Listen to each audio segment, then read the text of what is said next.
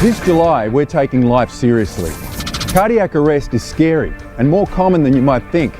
Did you know that every year nearly 9 million people will experience a cardiac event outside of hospital? Would you know what to do? I'm Australian actor Steve Bastoni, and I'm urging everyone to learn CPR as part of our Don't Die July campaign. Visit don'tdiejuly.com and sign up today, because you can't put a price on life.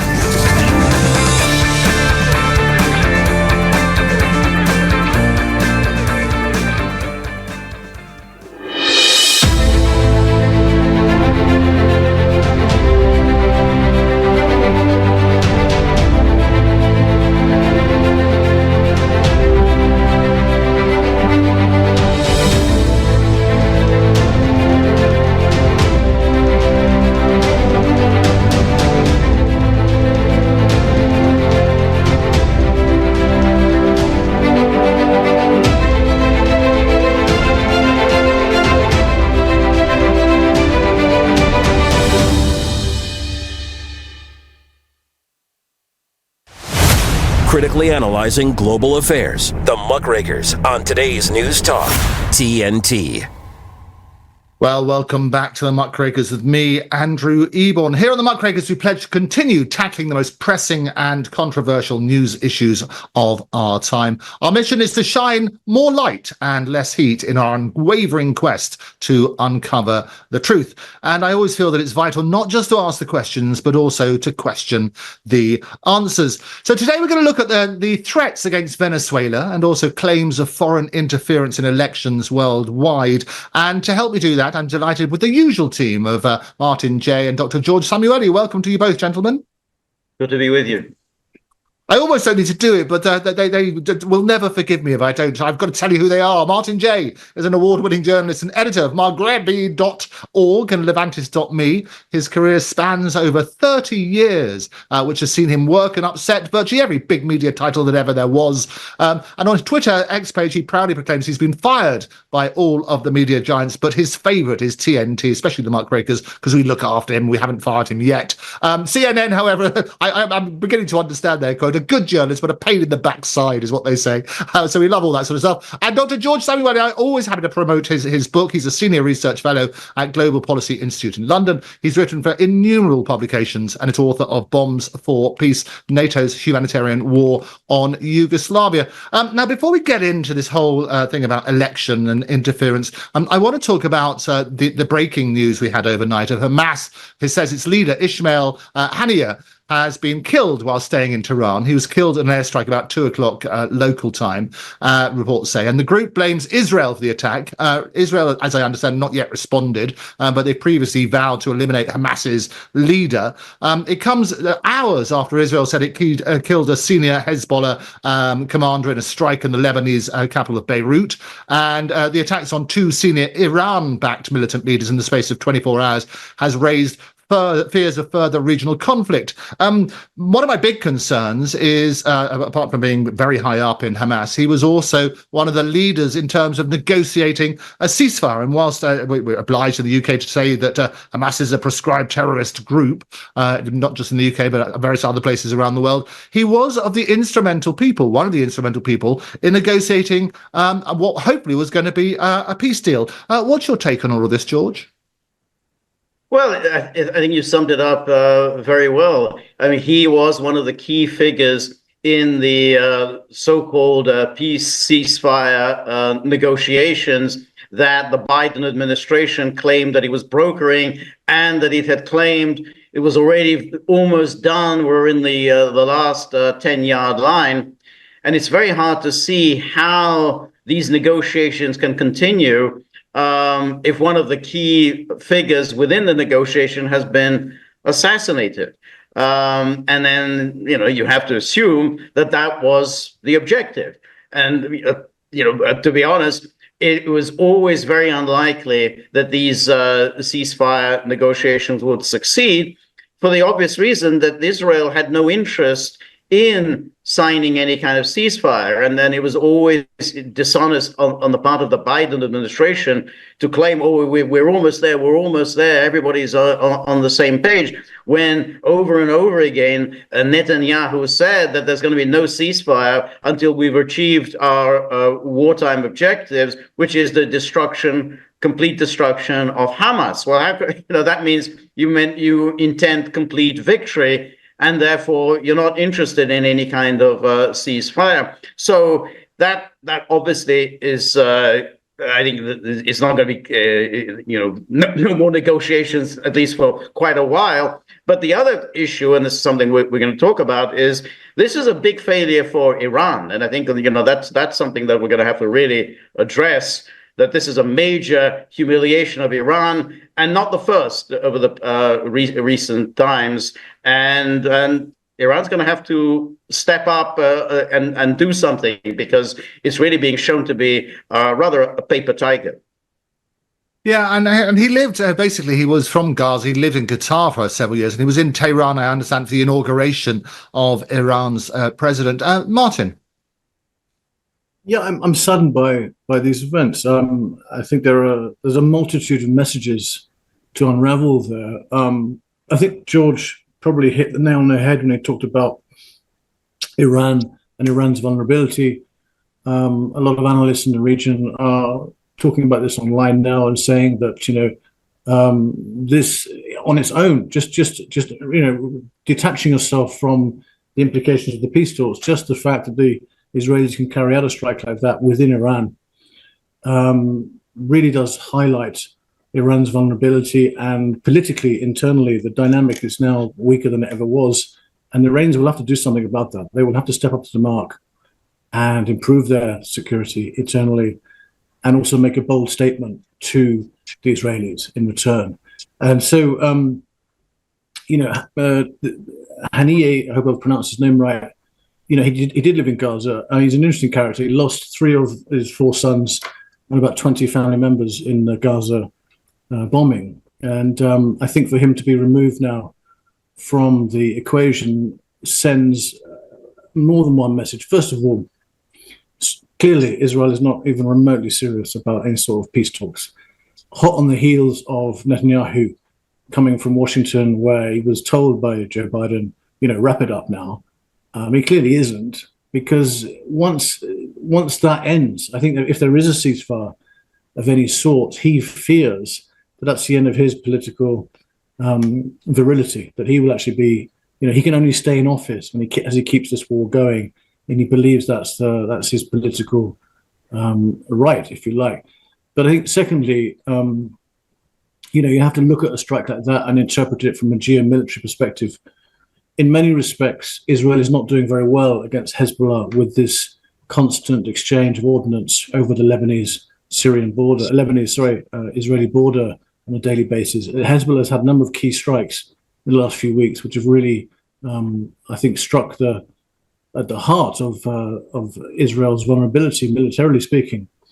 But Israel, if the rumors are to be believed, in the last few days, from what I'm hearing from people in Lebanon, there is going to be an imminent war of some sort, and Israel has ambitions of going up to the river, Litani River again, as it did in 2000, and occupying all that huge swathe of land in the south.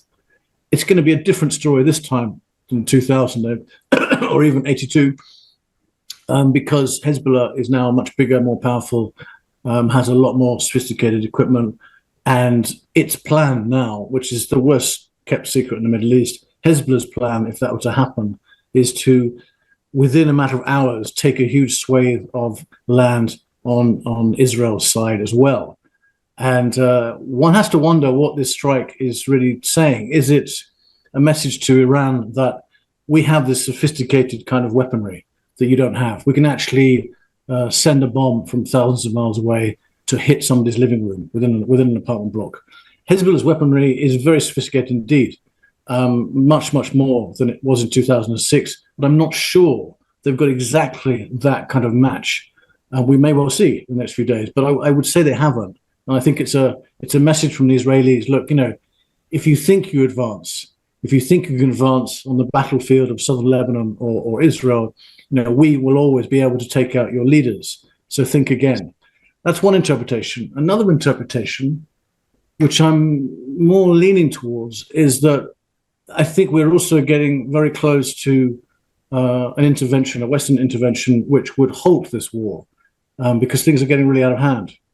And usually what happens in the Middle East is when both sides are about to agree to suspend fighting for talks to begin, usually they like to get a few last shots in, because that builds up their trove of what they can negotiate with. It may well be that Israel is planning some sort of ceasefire brokered by the Americans, and they wanted to get a couple of points over.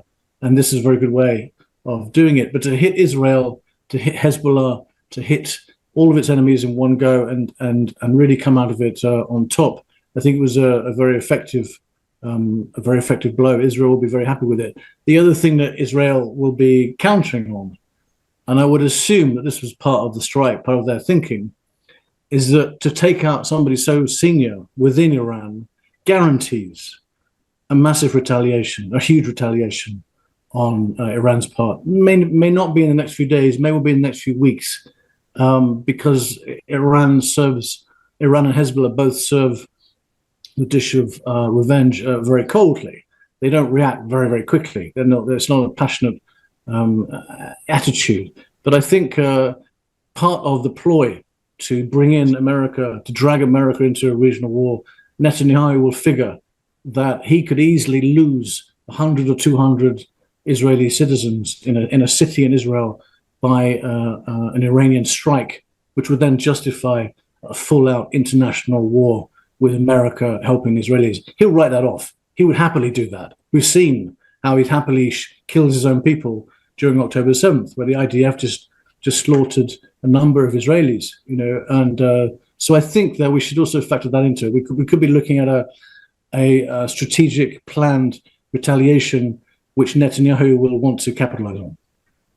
Yeah, and you make some very interesting points there. As you say, Netanyahu, I always remind you of that movie Wag the Dog, the 1997, where a war was started, albeit it was started in a production studio, to basically distract people from problems at home. And Netanyahu's got quite a few problems at home, and bribery charges and so on and so forth. But you do make an interesting point that this might be the last thing before a deal is done, and if that's sort of following the patterns of history. Let me just get your thoughts on that, George, before the break.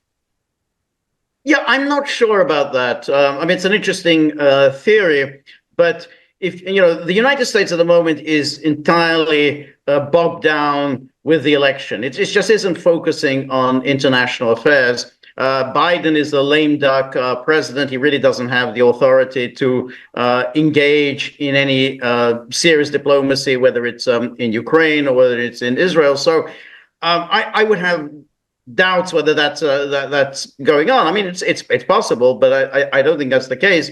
The other thing is that Iran, has this, it's for over the past few years. I mean, it's sat back, allowed its nuclear scientists to be assassinated one after another. It then, General Soleimani, its national hero, was assassinated. The Americans kindly, very generously said, okay, we will allow you to give us a token response. No one gets hurt. Not a single American is going to get killed. But at least you'll be able to feel good about yourself that you were allowed a token response and we didn't retaliate. And then something similar happened after the assassination of its commanders in the Israeli attack on the Iranian consulate in Damascus. Iran retaliated, but it gave advance warning. The Americans, the British, the Jordanians all made sure that none of their missiles actually did any damage. They didn't even hit Israeli territory. So this is really one humiliation after another. I mean, Iran is a big country and he wants to be a regional player, but it just isn't really up to par. I mean, there may well be all sorts of reasons for it. But, if you want to be in that play with the big boys, Russia, China, America, and so on, Iran at the moment is just looking rather as a joke. And I'm sure Iran will retaliate, but it's hard to believe that it's going to be any more effective than what happened in April of this year. Yeah, again, some very interesting points. Okay, a break is upon us. When we come back, we're going to look at the threats against Venezuela and also claims of foreign interference in elections worldwide. We're going to be back after these messages.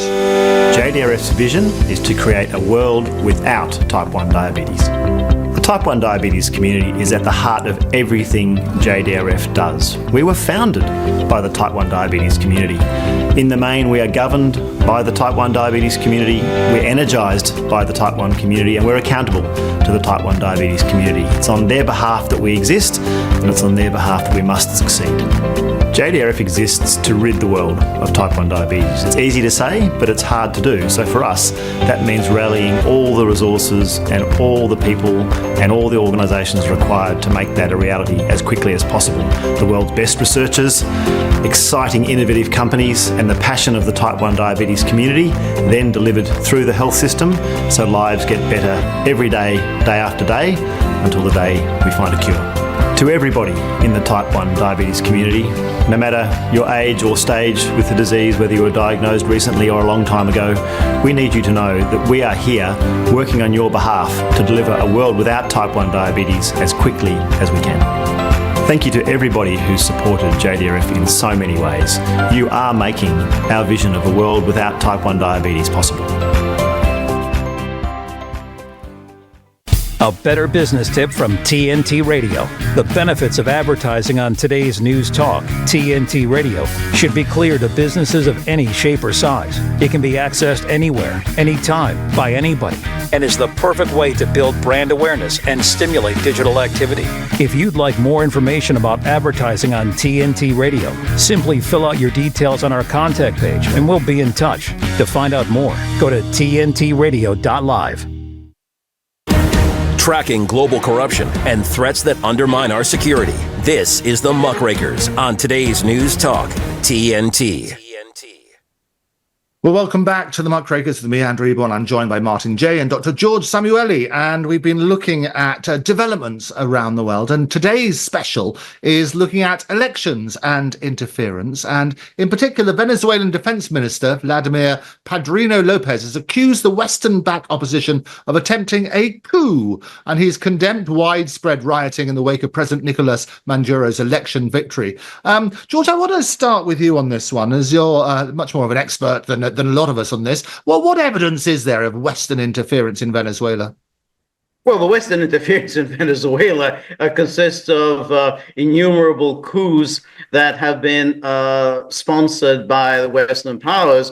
There was one against Chavez about 20 years ago by the George W. Bush administration. And of course, there was one under Trump when the United States and then, of course, its European Union allies decided that they would withdraw their recognition of Nicolas Maduro as the legitimate president of Venezuela and decided to recognize as president someone who hadn't run for office at all, was Juan Guaido.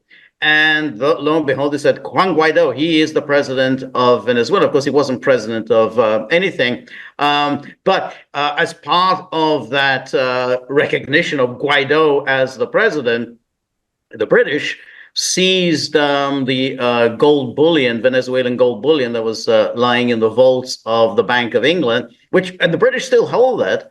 Refusing to return this to Maduro because they said, well, it doesn't belong to Maduro, it belongs to Guaido. So the interference has been long and it's obviously ongoing. But what we're witnessing now is a classic pattern of color revolutions. I mean, the way these color revolutions work is you have an election.